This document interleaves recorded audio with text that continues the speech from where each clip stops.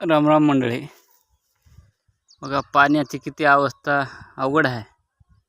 माणसं पाणी पितात कुठे बी जाऊन, काय बी करतात, पण पशु पक्ष्याला पाणी नाही, काय नाही. बघा मोर कुठे येऊन पाणी प्यायला खाली येतो का, बोरच्या तुटीपाशी. दिवसभर ऊन लागले. आता 6 वाजलेत.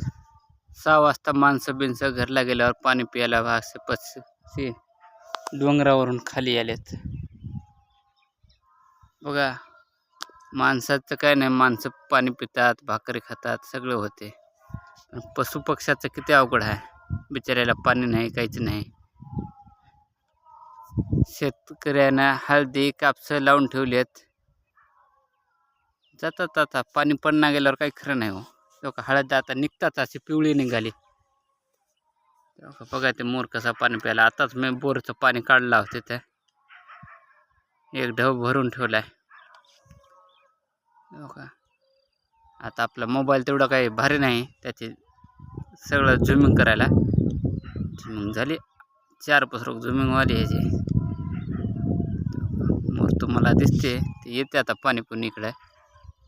बघा तिकडे एक फनेर बसलाय. तेव्हा फनेरायला बी पाणी नाही, काहीच नाही.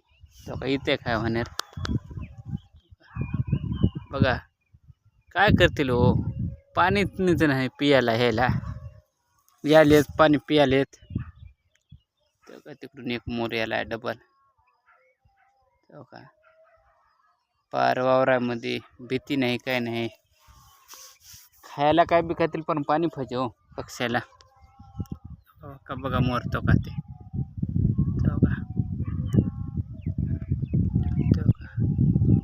याला ते पाणी प्यायला ते मोर तो का कवापासून पाणी प्यायला. बघा किती अवघड आहे पक्ष्याचं.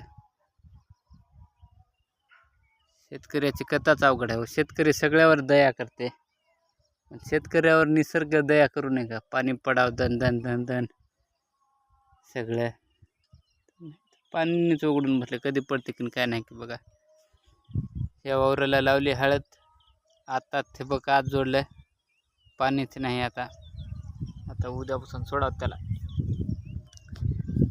चालते मंडळी, आपल्या चॅनलला सबस्क्राईब आणि कमेंट करा. जय जवान जय किसान. बघा मोर. चालते, धन्यवाद.